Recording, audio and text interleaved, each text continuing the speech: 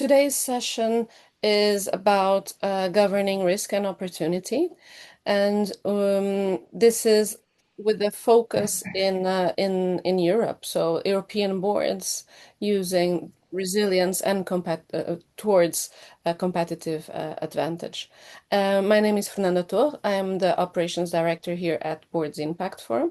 The moderator today will be Liselott Engstam, which is the chair at Boards Impact Forum. Um, we have a wonderful panel of guests today that we will introduce a bit later on. We have with us Andreas Rasche, which is also part of our academic advisory board here at Boards Impact Forum. Thank you for being here. We have Margaret Soetan Reyen.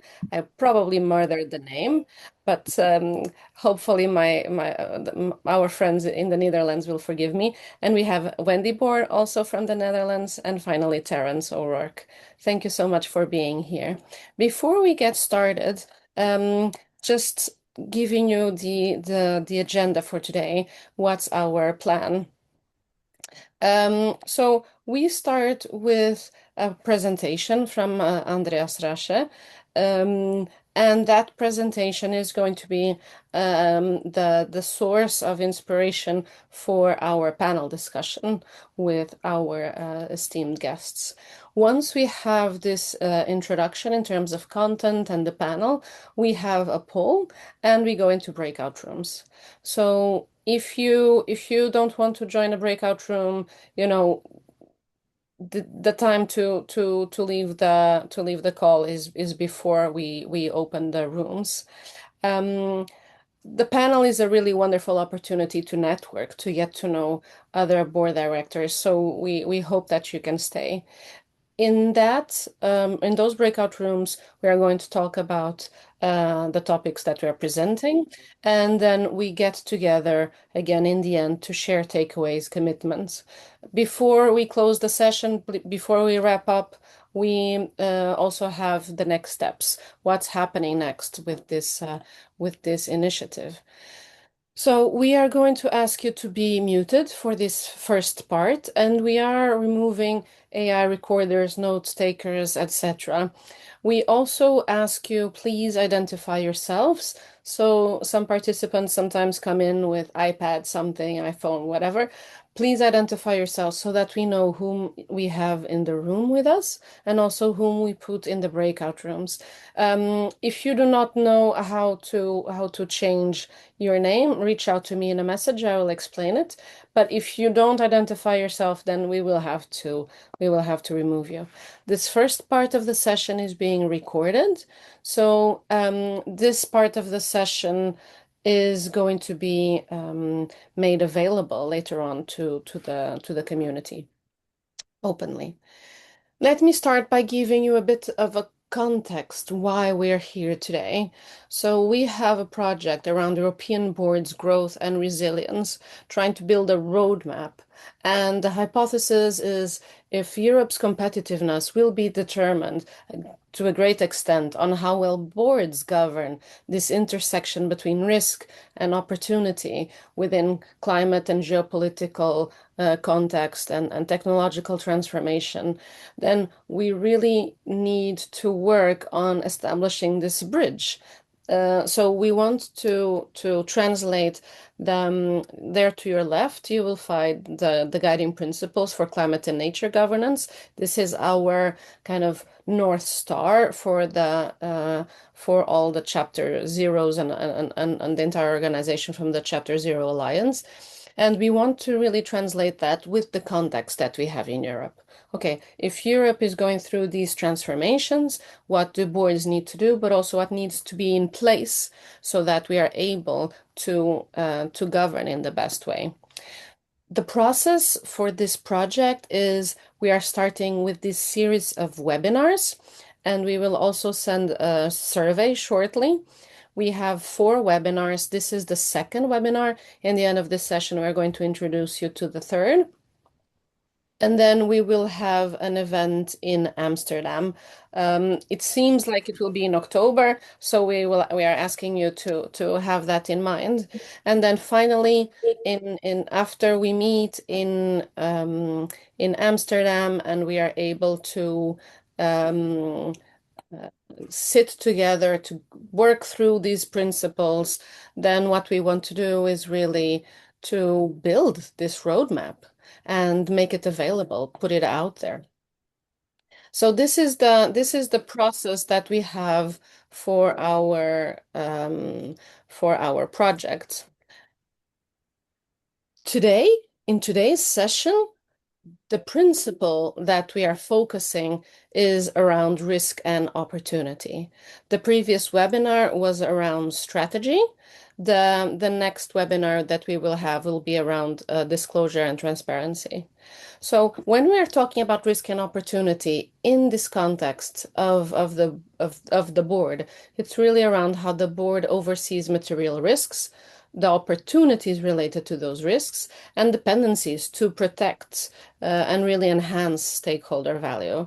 And it's about considering both how climate and nature shape and also are shaped by the organization's activities and financial performance. So this is the stepping stone for today's session. And without further ado, I would like to pass it to Andreas. Um, Liselot, I don't know if you want to introduce Andreas. Actually, this we haven't discussed, or if you want me to No, do it. you can go ahead. It's fine. Go ahead. Andreas is a very dear member of our community at Boards Impact Forum, part of our academic advisory board. So we have the honor of having had Andreas as a guest speaker before, and I have to say he's always brilliant. It's always great. Andreas is a professor of business and society, associate dean at the Copenhagen Business School, and his research focuses very much on ESG governance, corporate sustainability, and responsible business. He literally wrote the book, the school book. I have it somewhere on corporate sustainability. So it's a real pleasure to have Andreas here with us. He's very widely recognized for his work, and it's amazing to have your insights. Please take it away, Andreas. Thank you very much indeed. It's a big pleasure to be here this morning with you, and thanks for the very kind introduction. I really appreciate it. So let me share my slides and let me give you some hopefully inspiration for the discussion going forward. I think what I will do, or what I set out to do, is basically two parts. The first part, I want to discuss the current context in which boards operate with regard to resilience and also sustainability. And then the second part is more on what exactly boards can do. This relates a lot to my own research. I'm finalizing a book these days. It's called Sustainability in the Boardroom, and it's based on 4 years of research now into this topic area and many conversations. So let's look into sustainability in 2026 and the difficulty for boards to navigate the current situation. I usually start with this acknowledgement that you have pull and push forces that define resilience, sustainability related topics, and I think this is what is making the situation right now so difficult because you received mixed signals. On the one hand, everything above the line here on this slide is still progress, and you still have policymakers actually pushing in this direction of sustainability. We had the Clean Industrial Deal, the Industrial Accelerator Act. You have declining prices for renewables, more investments into renewables. But then at the same time, you also have what is below the line. And this is, of course, what is creating leadership dilemmas, paradoxes that boards also need to deal with. I think a decisive moment for me was the Russian invasion into Ukraine, because that kind of paved the way for a fossil fuel revival, which then had a number of kick-on effects. Obviously, on the other side of the Atlantic, we have at the moment a very difficult political environment You had the anti-ESG movement that even changed straightforwardly compliance in a way that it became anti-sustainability. So firms were openly punished for working in this direction. And of course, as a reaction, you had some of the major firms putting back on their targets. This is no secret. Former poster childs of sustainability, Unilever is a good example, were rolling back some of their targets, not all of them. And often the argument was we need to be more realistic, we need to be pragmatic, we need to learn. All of this is good and fine, but it also shows you how difficult the situation is and how much boards are also, of course, looking into this. And then in Europe here, we had simplification. Simplification might not really actually hit it in terms of a word, but let's leave that aside for a moment. I have here the CSRD, so the Corporate Sustainability Reporting Directive, as an example that was simplified last year through the so-called Omnibus 1 process. And these are our calculations together with Goldman Sachs data.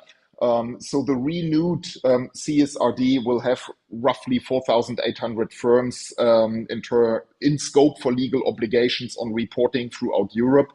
And that, of course, sends a strong message to boards that you cannot use compliance and legal compliance as a benchmark anymore. Prior to the simplification efforts, actually, the scope was very broad. You see it here on the slide. We had around 46,500 firms, European firms in scope. So lots of firms, they did not that much, had to actually reflect on, should we do this? Should we not do this? It was mostly, it was the law, and the law had to be followed.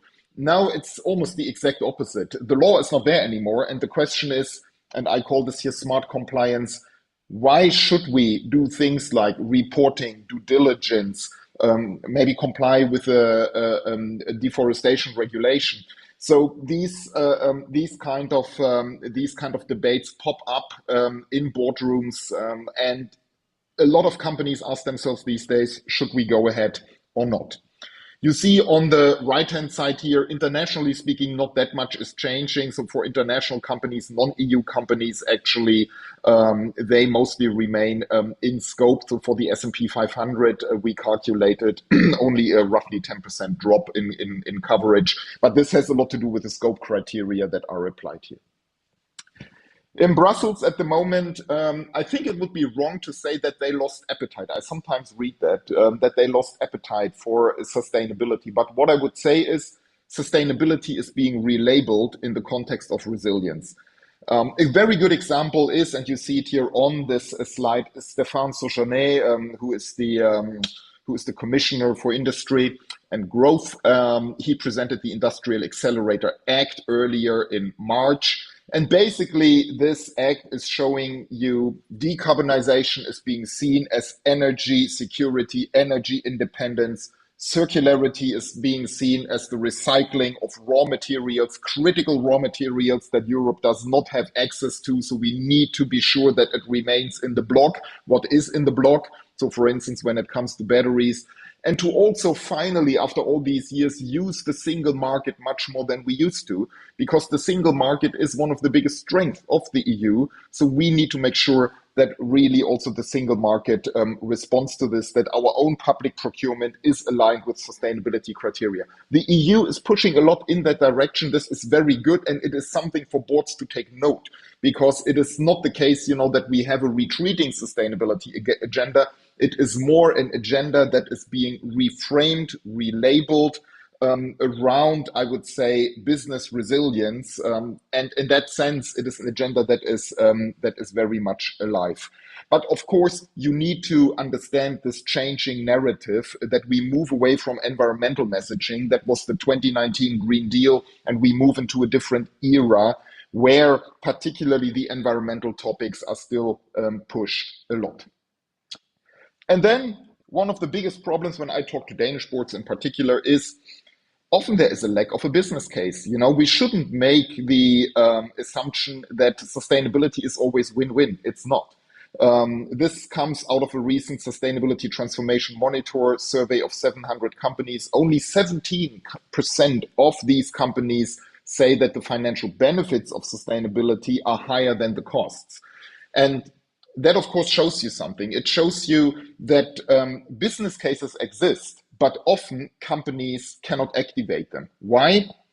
Because we think too short term. Also in boardrooms, there is not a lot of really long term thinking. Also often because directors feel constrained in a variety of ways. We have difficulties quantifying the benefits, and I also say this with my academic hat on. Um, we have difficulties quantifying particularly the benefits of social initiatives and also of some environmental initiative. Biodiversity actually is a good example where quantification remains difficult. And then, of course, there is a lack of regulation that would internalize some of the kind of negative externalities here.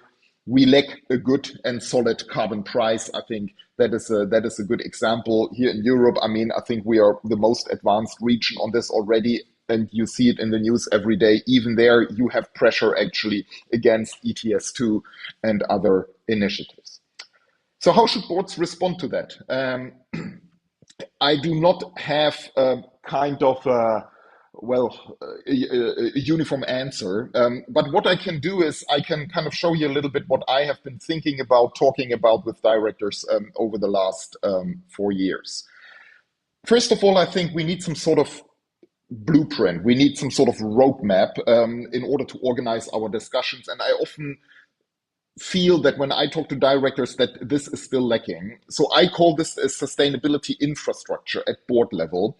And this infrastructure for me consists of governance. You need a good structure to actually discuss resilience, to discuss sustainability. You also need to have the right mindset because the structure by itself, is not a magical thing to just put things on the agenda. You also need to have the right mindset in the boardroom in order to have these discussions. And then finally, you need to have the competencies at the individual director level. So in this sense, it is building up this infrastructure. My own research has kind of shown it is very unequally developed. Some companies are doing very well on this. They have thought this through very nicely. They're very aligned. Whereas in other companies, there's still quite a bit of work to do.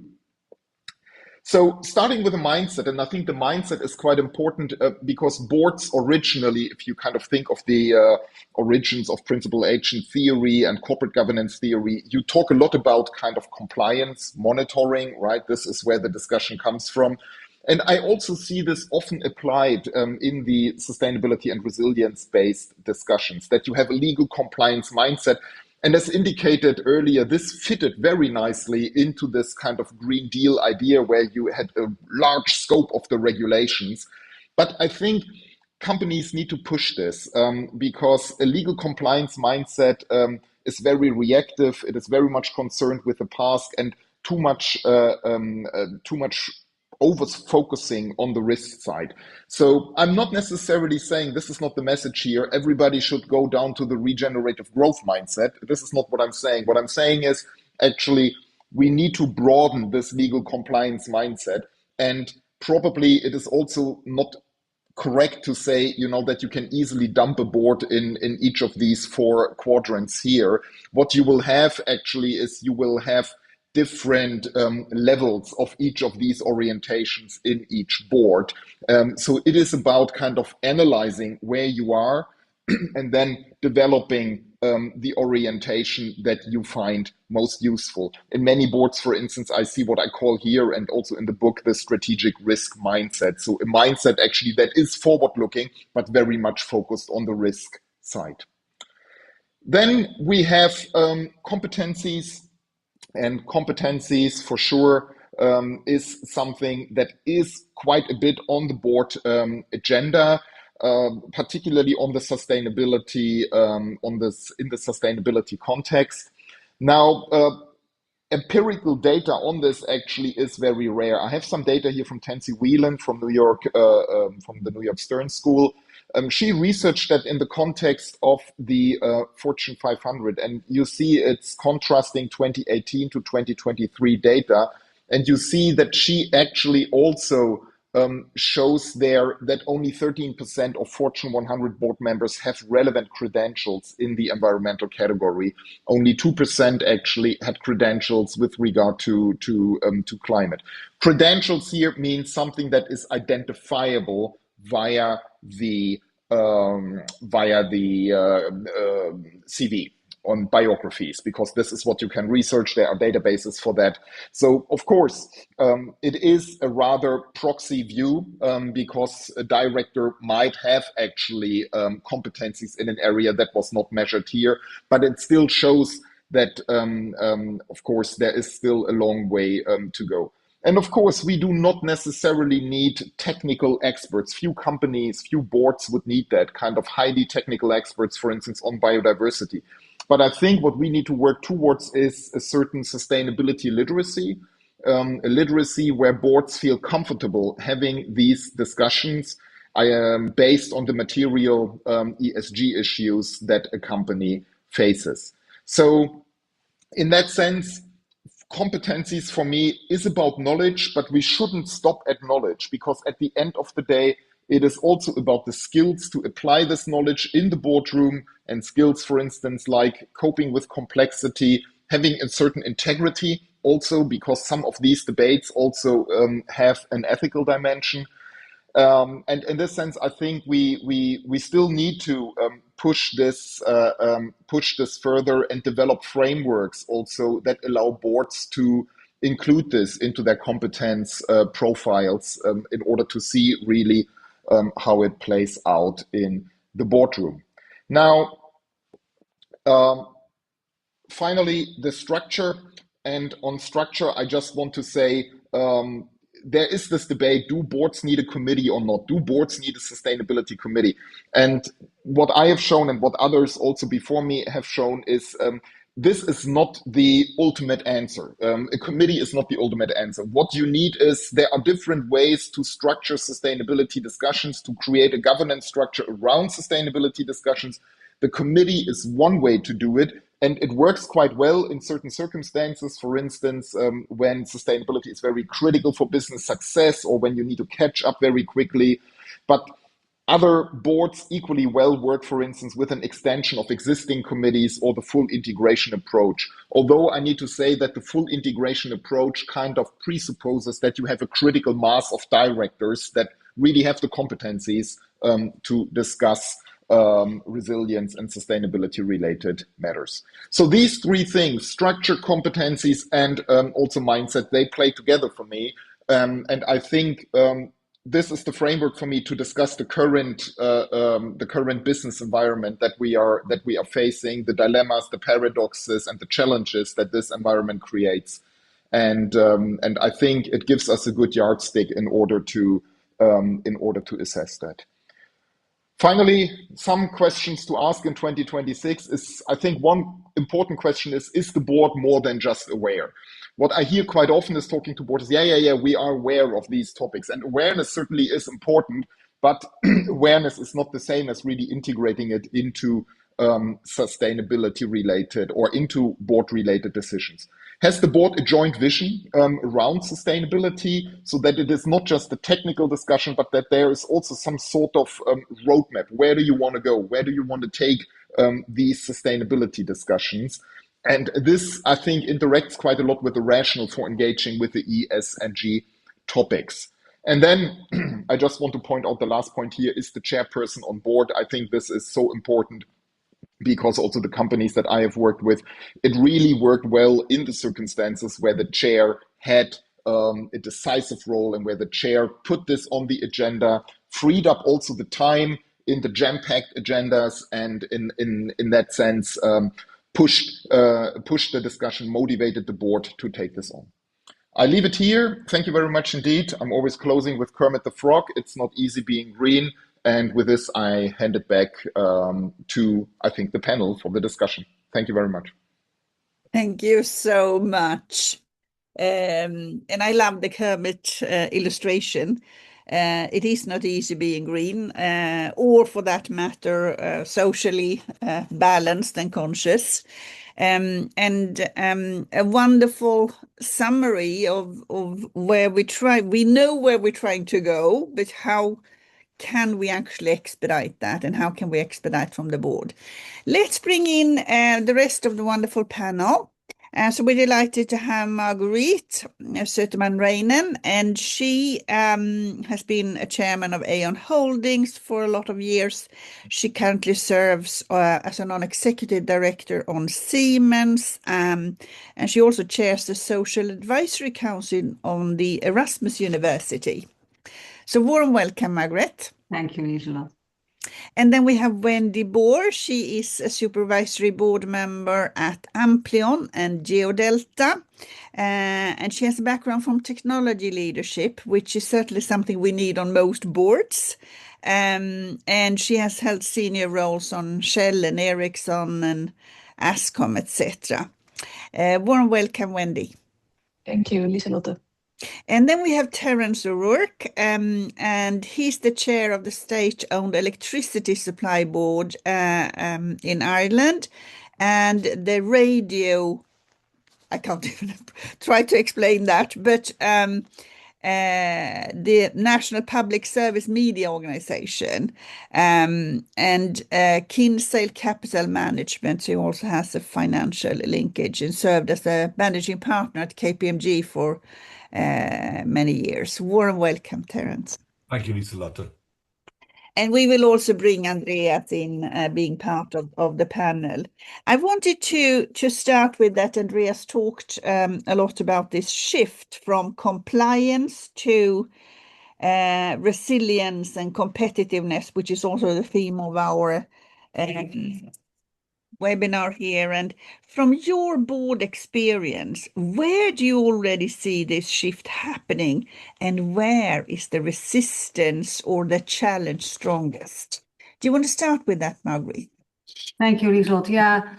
Andreas, first and foremost, your last slide, Kermit the Frog, I'm wearing a green jacket. So I have to say that this is really needed. We need to have a laugh too. So very simply, what I see at the moment, some observations. So first and foremost, our European boards are of various nationalities in the meantime. Sometimes that's easy. Sometimes that's also engaging in a challenge, because we have different backgrounds and different mindsets and different observations also on risk. So if I look at my own definition of resilience, I divide it into individual resilience, I divide it into societal resilience, into business resilience, and defense resilience. Last but not least, given the war in the Ukraine, we've seen a very much increase. But back to governance, I noticed that a lot of companies are looking at sustainability as playing not to lose. And I would rather define it as playing to win. Which indeed implies a proactive approach. And that proactive approach, besides having a good team on board with the right skills and competences, also implies to have the right information structure, which not only looks at backward-looking information, Andreas, you refer to this as well, but more importantly, forward-looking information. What's your point on the horizon? And that can engage both internal and external information, both formal and informal, from internal stakeholders like Workmen's Council, but also external stakeholders like NGOs. And that requires a board to set the structure and the processes in the right manner. And that's indeed, do we have the right committees? Do we have the right processes in place? And last but not least, and that's about the mindset, what's then the boardroom dynamics? So how does the board engage in discussions? Is there an open mindset indeed for critical questions? Does the management agree that critical questions might support them in making more balanced, effective decision making? So the shift is happening, to answer your question, but I think we need to have a much more forward-looking approach in boards instead of backward-looking approach. Right. Thank you so much for sharing that. Terence, from your horizon, where do you see this shift starting, and where do you see the challenges? The challenge is the biggest one is that it's so complex and uncertain. It's really difficult for a board to engage with something that is like there's so many variables out there. You look at scenarios from the International Energy Authority and all the rest. There's just so many. It's bewildering. So it may just get people to to stop and to stumble because they can't make their way through the thicket of issues that are out there. But I think the biggest thing is to have your purpose and your ambition clear. So complex world, but know where you're going, know what you want to get to. And I think things like we use the UN Sustainability Development Goals as kind of a framework in which to say, well, there are things which we need to do. Well, that's what the world needs to do. So how can we as an organization help our way through this in doing that? So that concrete things that we look at. And also keep on looking at, and the horizon that Marguerite talked about is very important. We do rolling 5-year plans. Every year we look at the next 5 years, 5 years, 5 years. And one of the things about sustainability is that, and in the electricity business, we're about electrification and trying to make sure that works because that's a big part of sustainability.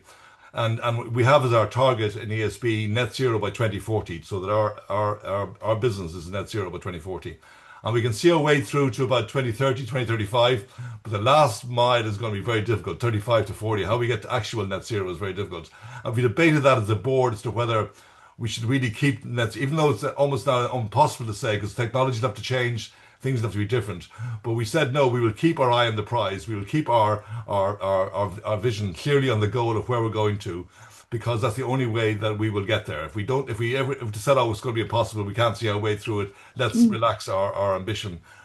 We debated that. We said no, we're going to keep for the mission. So I think the longer term and the ambition are very important in this very uncertain world. Thank you.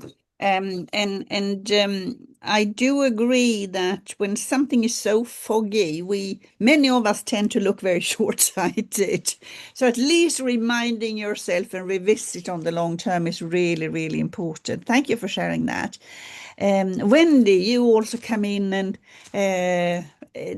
with the really strong extra dimension of the technology, which if we thought the other trends were fast approaching, that trend is really there. So where do you see this dilemma coming in, and where do you see that we can actually start to move? Well, thanks, Lieselotte. It's a great question. And also coming back to what Andreas says, I also believe about the mindset, right? Because you bring in this technology angle, and we have, of course, a lot of AI coming in with potential CO2 emissions, etc. Whereas also as a company, that's actually happening in my board, we as a company want to be perceived as a sustainable company. So how can you bring that into the discussions? And for me personally, we are stewards of the process, right? Us as board members. I think it's time that we also put our lens on value creation and capital allocation. So tracking how do we, like Terence says, how do we look into the future? And indeed, it's a foggy future maybe, but we have some cornerstones that are valid today, the image of sustainability, but also the value creation and being a profitable company. For us, that is back to the Andreas mention of mindset. We have a Dutch word which is lef, and that says we have to dare to ask maybe the questions that are not so, not so easy, but also discuss about where should we put our money to create the value, and what are the risks, and what are the opportunities that come from risk taking. So what I see, it's not a one-off shift. It's a shift that keeps on coming, and it's our roles to keep the discussion going by having the right questions on the table, Lieselotte. Specifically with AI, being competitive, having China coming up, having the US being very strong. So it's not easy, but we as and then I will end up. I think we as board members need to be we need to be daring to ask the right questions. Yeah. Thank you. Thanks for sharing that. And we can certainly see that the courage will be a key trait of board members going forward. I was thinking about this, the thing around the enormous amount of new, really challenging trends. And I wanted to know, how do you, in your boards and settings, actually distinguish between kind of temporary noise and structural shifts? What do you think deserves the board's attention now, and what actually might simply be kind of short-term turbulence? Margaret, what do you say? Yeah, no, yeah, I think that the world is full of risk nowadays. So I would rather also back to courage. And let me just respond to Wendy. I would rather define that we need to, so courage implies risk, more risk preparedness. And I noticed that we've been very risk averse in Europe. If you want to have strategic autonomy, which Andrea is also related to, and Terence as well, we need to make very bold decisions at the moment, but not only decisions, we need to have bold investments. So that implies, as a board, that you strategically need to look forward. And I think back to the plans, I think personally, I really like it to put a point on the horizon and take a look backwards. So let's take a look. How would our company need to look like in 2030 in order to be able to still compete in a marketplace which is full of international competition? And what do we need to do then? And how does it imply our strategy as regards sustainability? And how can we have that competitive advantage? Yeah, so it is a very challenging world as we see. Back to all the various balls you need to juggle. There are many more balls to juggle. So in response to your question, I think a number of the things we have on our agenda, whether it's internal audit, whether it's finance, whether it's accountants, we can maybe say, okay, that's our homework anyhow. I have to say that I use in the meantime in my board room, in a secret environment, in a closed environment of my companies, I use AI to check what are the questions which I should be asking. So I use AI in my advantage to make sure that in our discussions we very quickly move to the points we need to discuss. If you are efficient and effective as a board, and then the chair, of course, back to the chair, I did agree with that last remark of you, Andreas. The chair is instrumental in setting the agenda. We often forget it, but the agenda is being set by the chair of the committees, but also by the chair of the board. And if that chair doesn't align with those points we need to address. Now, back to the things which are happening as we speak, geopolitical risks, Iran, you name it, the wars. You need to be agile as well. So on the one hand, you need to have a very coordinated approach. On the other hand, you need to have a very decentralized approach to make sure that also bottom up from your board directors, things are being pushed forward to the agenda when they need to, or from your management. Yeah, thank you so much, Margaret. I think we keep hearing that it's easy to point to the chair, but it's actually an individual responsibility as well. I agree. Yeah. So Terence, fantastic. You are a chair. So how do you see that you actually bring up these topics? But not the least, how do you help yourself and your boards kind of identify the structural changes versus the enormous amount of noise that is going on? Yeah, we do a couple of things. We have two distinct board strategy sessions a year. So twice a year we take an overnight, we go away, we take all the operational and all the expenditure issues off the agenda, and we just look purely on strategy and look at various strands of strategy, whether it's capabilities of our teams, whether it's our customer engagement, just the big strategic issues that we spend a time on that, which is very useful. But one of the issues that came up recently was that some of our board members said, but we just keep on, we're getting management's view and we're criticizing management's view. Is there anything else out there we should be thinking about other than management's view? And how do we do that? So we set up a session whereby we took some of the strategic issues and we gave people different color hats, very classic thing to do. The optimist, the pessimist, the skeptic, and give people roles to debate some of these issues. So people had to look at it. They might have been really keen on sustainability, but argue against that, argue against net zero and why you're doing that. And we found it a very energizing, engaging, and a few things came out. Not hugely, which is good. We didn't want to upend our strategy, but it was very useful just as a way of doing that. And the other key tool is the whole risk management policy and the risk appetite statement. I mean, to really use those and to use the risk appetite statement to work out where we need to be very controlled and risk averse. And then there are other areas where we need to take and debate that. That's not just a statement we just go and look at, but really debate the risk appetite statement for where you want to go to. There are a couple of things we do. Thank you so much. That was really practical. And it's also something for all of us to think about. Do we still just have one strategic session a year, or do we all need to go to two strategic sessions? So Wendy, where do you see the noise and the structure shift and sorting amongst that in your settings? Well, good question. I actually see the shift happening as we speak. Strategy used to be one meeting per year, but now it's coming up every board meeting that we have. It's not the full meeting, but it's dedicated time. And it's not about slides, it's about discussion, it's about dilemmas.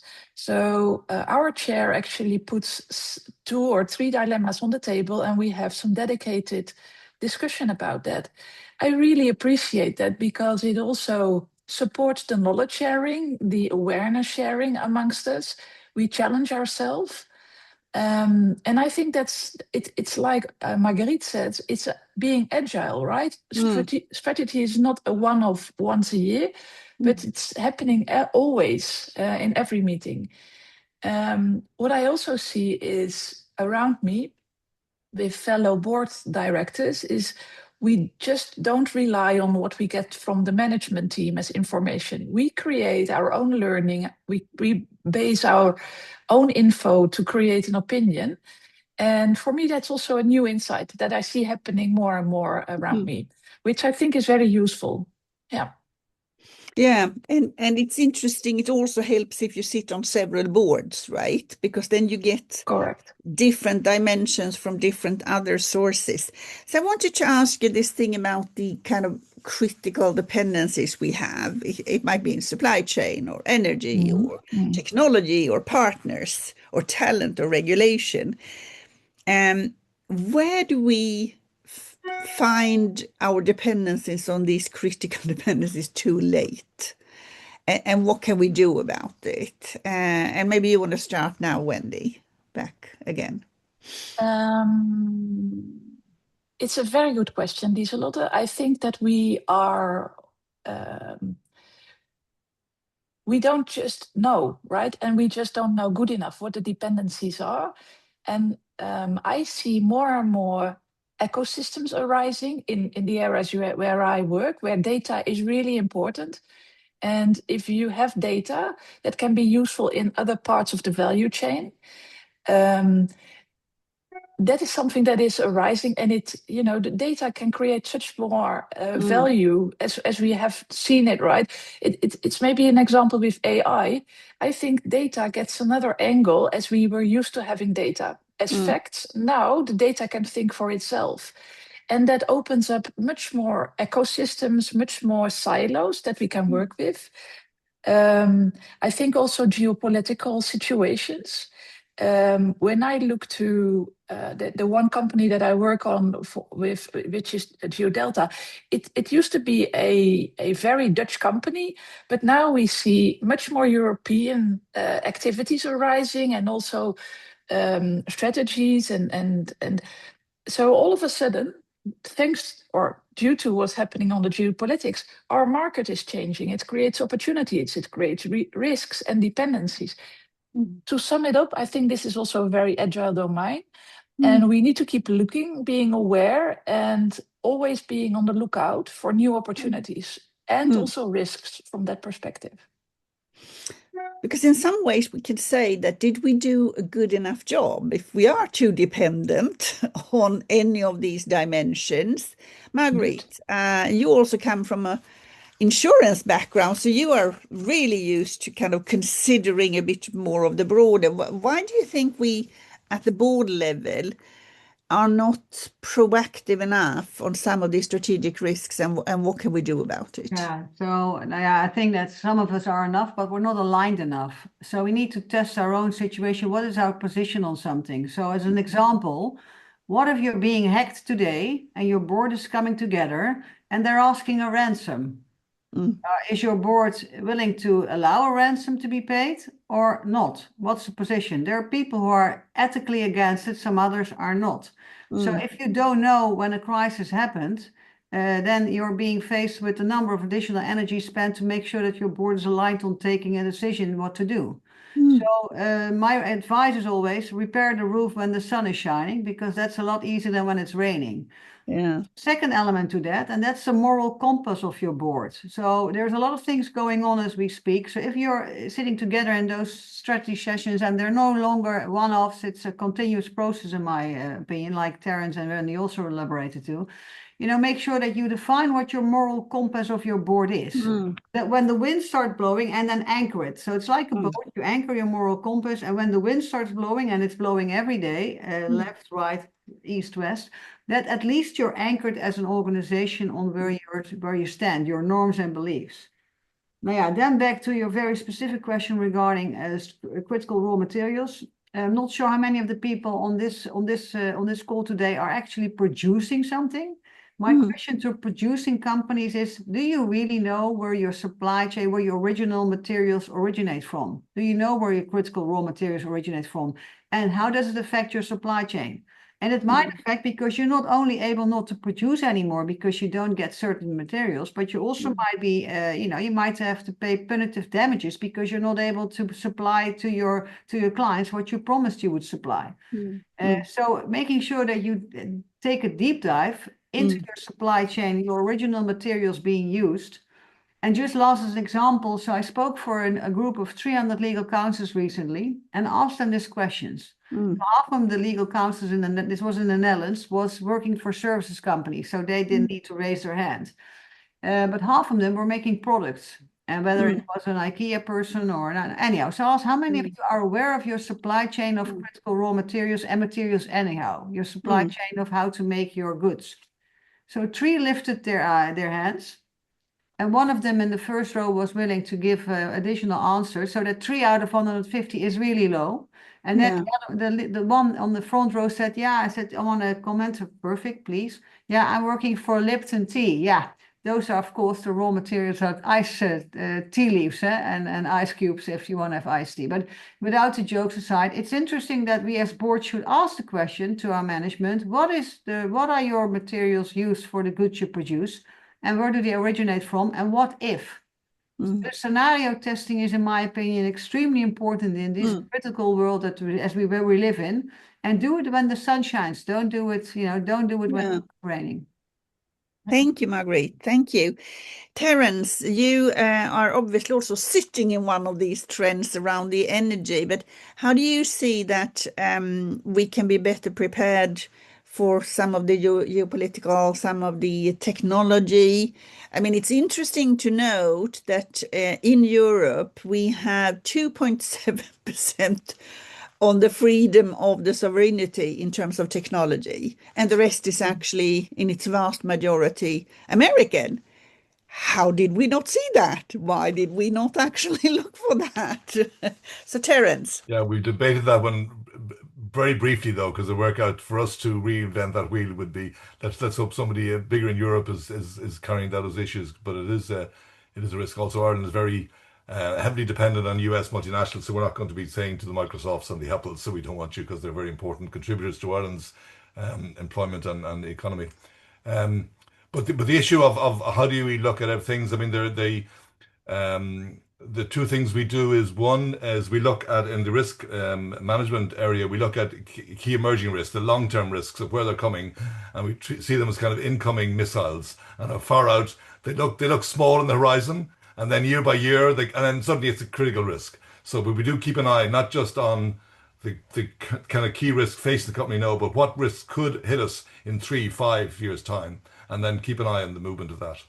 And the other thing we do is we take a hard look at innovation and make a very purposeful investment in innovation, and send a group of people off to look at all the things that are happening out there in technology, developments and all the rest, and what things, not just risk, but opportunities, and invest in some emerging technologies, and really see which ones are going to come. For example, one of the big debates we have at the moment is small nuclear, modular nuclear reactors.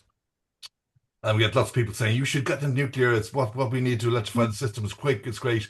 And yet we pretty much told as a board that the cost-wise and technology-wise, we're not there yet. So we're not going to make that investment yet, but we need to monitor that the whole time because never know, next year, 6 months' time, year's time, somebody's going to solve that issue and say, yes, you can build a small modular nuclear reactor for a known budget and a known time, and it'll work.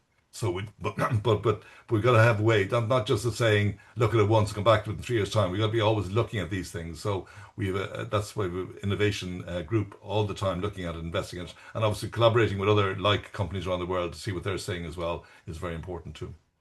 Yeah, and I'm glad you brought up the balance with innovation, because if we only keep controlling the risks, we're not going to be very strong either as companies. So it's time for all of our participants to give their perspective. So we're launching this poll. It has 3 questions, and the first one is: our board actively steers capital towards resilience and transition investments. The second question is: our board treats resilience as a source of competitive advantage, not just a defense measure. And the third one is: our board has a clear narrative linking resilience and long-term value. So if you can answer that, and meanwhile, maybe Andreas, you can also give a perspective on the signals. What do you see? Yeah, thank you. I think very interesting discussion by the panel. I mean, we see, as I said, and I started my short talk with it. I think we see a lot of mixed signals, and this of course creates often difficulties in interpreting. But let me come back to one point, and this is the signal of dependencies. And I think we have dependencies essentially in 2 areas. The first one is our dependencies on fossil fuels. We still, in Europe, on average, have a dependency of 57% on fossil fuels. So this is very high, and we pay dearly for it at the moment in the context of the Iran war and also the general instability. And then, of course, we have a dependency on critical raw materials that are needed for the decarbonization, for the net zero pathways. And here, actually, we have a double dependency. First of all, on the raw materials, mostly also minerals coming out of China, rare earths. We have a very high dependency, over 90%. So this is difficult. And the other dependency in this context is the manufacturing capacity for green tech solution for decarbonization rests primarily in China, particularly with solar and wind. And this, of course, is making the transition difficult. And this is something I think for boards to keep an eye on, because decarbonization, I think Terence also said it, might be not as easy as we think, particularly when we talk about the last 20-25%, then we have a certain crunch there. Yeah.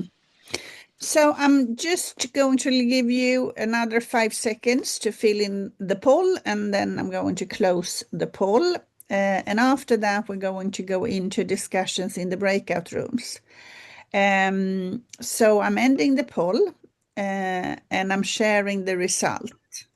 And I thought maybe I can have one of the panelists comment each of the questions. So Margaret, if you want to comment on the first question, our boards actively steers the capital. You have quite a spread there. Very big spread, I see. Yeah, I think that there are different standards and different companies are in different positions as we speak. So some of them have already addressed this and are fully working towards, energy transition. And therefore making the right investment. Some of them are still, on their path to it. So this doesn't surprise me. I think to give one remark, I think some of them are still looking for ways to do it in the best manner. So this is a process which requires a lot of discussion and dialogue. But I noticed that if you look at energy transition or transformation of what's going on digital and AI, that a lot of people are now really actively working towards it, but are trying to find their ways and trying to make the right decisions. Right. And it's a real good spread here. Let's look at the treating the resilience as a source. Terence, what do you see here? Question 2. Yeah, it's interesting. The disagreement on question one was 27%. The disagreement here is 4%. So people, I think, have found it easier to deal with. And the things we've been talking about this morning is like looking at not just a risk management, but a source of competitive advantage. Where can we find value Mm, in the resilience issues that we've got to deal with? And I think boards are more used to doing that. So I'm not surprised to find that it's a more positive result on this poll because it's probably an easier thing for boards to get their heads around, I think. mm. Thank you. And Wendy, you know which question is you want to comment Yes. on the Yeah. linkage of resilience or long-term value creation. Yeah. When I see the results, Lieselot, I'm a little bit disappointed. I think implicitly, normally, linking resilience and long-term value creation is there. There's multiple angles to it. I just, in the beginning, thought about how do you appear as a company to the outside world? How do you treat sustainability? But there's also your customers, your market is requesting those, at least in the sectors that I work. Mm, They ask for certain features in technology that are sustainable, saving energy, etc. And mm, then there's a third angle to it, which is the talent. If you mm, look to the younger generations, they are very much aware of sustainability and they want to work with companies that are mm, working in a sustainable matter and having value creation in that matter. So again, I think the score should be much higher mm. because that's also about value creation and having a good company. Yeah. Yeah, thank you. So, Fernanda, can we get the next chart? So we like for you to discuss what makes resilience competitive advantage and what should boards do in relation to it. What is it that makes a competitive advantage and what should boards do related to that? So you are 4 or 5 in most of your rooms, and I can see that we have a bit of changing going on. So you might be 3 in some of the rooms as well. And then you get a lot of air to discuss the questions. So we're opening the rooms and we'll bring you back automatically in about 12 minutes. Let me share my screen, and I just want to give you a bit more information on what's coming next. So right now, here at Boards Impact Forum, we're building one more cohort for our Boards Oversight of Responsible AI for Value Creation program. So this is a training program that is online. We have a learning platform with the materials, and then we have a couple of webinars. For those of you who are interested in also meeting face to face, there's an optional event, a networking event on the 23rd of June, which is just by Swedish Midsummer. Lovely time to visit Stockholm.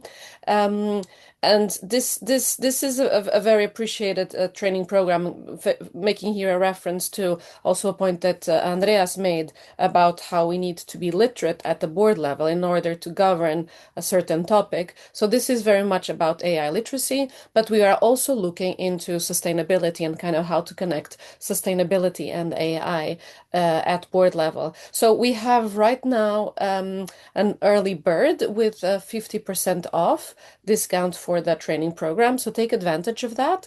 And for those of you who are sitting in our partner organizations, as for example, Chapter Zero Netherlands and Chapter Zero France, Chapter Zero Kazakhstan, and a few more, we can also extend this discount until the 22nd of May, which is the registration deadline.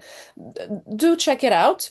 I think it's a very, very useful, very useful. I'm going to just put here the link in the chat program. And we have some exciting things, as for example, this AI boardroom simulations. So you have the possibility of getting to understand the topic, and then you go into a kind of a virtual room, and you are discussing with these virtual board colleagues, so that you're practicing your new knowledge. We also have, as the next event, as we were saying, now on the 28th of May. So please save the date. You can already start registering for then the third webinar from this series. The first webinar was recorded. It's already available. We are very, very honored to have Jaap Winter with us, and also Gaudiana Giusti joining. So please make sure that you join this next webinar. So this one is going to be looking into the principle of transparency and disclosure. Again, we will have our event from the board's growth and resilience roadmap in Amsterdam in October. We are aiming for the 7th of October, but we will come back with more inspiration. Um, Also, for those of you in the Netherlands, for those of you who speak Dutch, 27th of May, there's an event from Chapter Zero Netherlands. Please check it out. And again, we put there an image to the article that David Staples wrote for us at Board's Impact Forum about what's happening at BP's AGM today. Thank you so much to all the presenters, to all the partners, to all the chapters that have been collaborating with us in putting together this project. Very special thank you to Andreas, to Marguerite, to Wendy Bohr, and to Terence, of course. Special thank you, Liselot, for the great moderation as always. And it has been a real pleasure to start the day with all of you.